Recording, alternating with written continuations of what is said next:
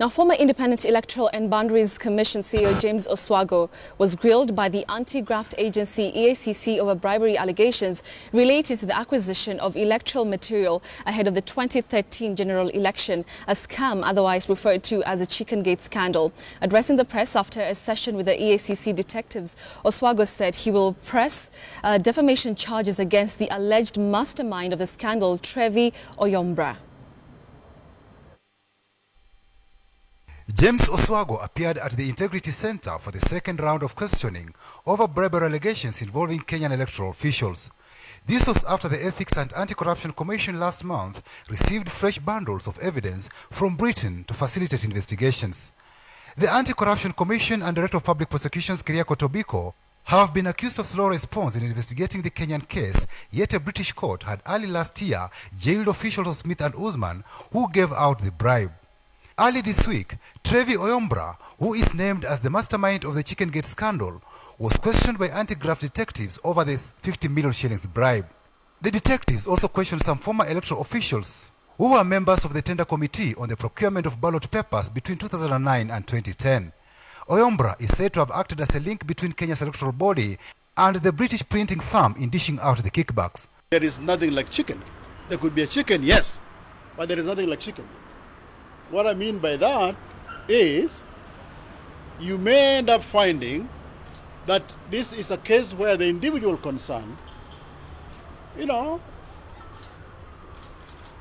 might have done very well for himself by manipulating a multinational corporation. Oyombra has given detectives documents that show Oswago ate chicken.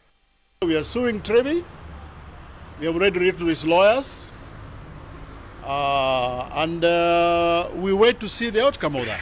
We were waiting for the case in the UK to be concluded. Now we are sure the case has been concluded. Then this is the time for us to ask him either to prove the veracity of those claims, and if they are false and they are defamatory, to ask him at least to pay a bit of that money. A British court jailed two officials of Smith & Usman for bribing Kenyan election officials. Nicholas Smith, the sales and marketing manager, was jailed for 3 years.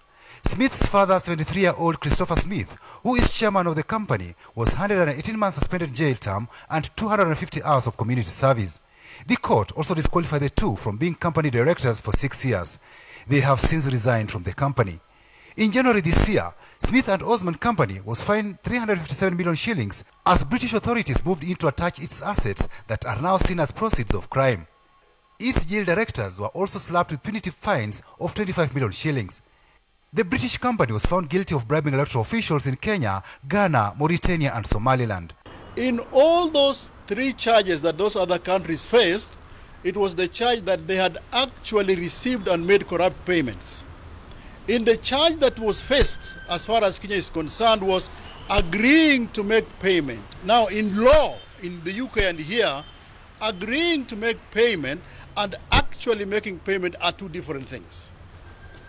The law there provides that if you have agreed to make payment, whether or not you make payment, you are guilty. So, when people say somebody was taken to court in UK and was jailed, and you are wondering where those in Kenya are walking scot-free, is because we have failed to understand the nature of the charges that those people in UK faced. But Oswago insists the Kenyan case was different. In the case of Mauritania, money was wired directly to the account of the minister. Nothing like that is in Kenya here.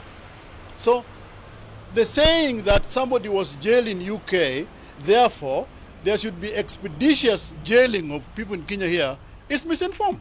The anti-corruption detectives will next week question Davis Chirchir, a former commissioner of the defunct Interim Independent Electoral Commission of Kenya, over the bribery case. Patrick Amimo, KTN News.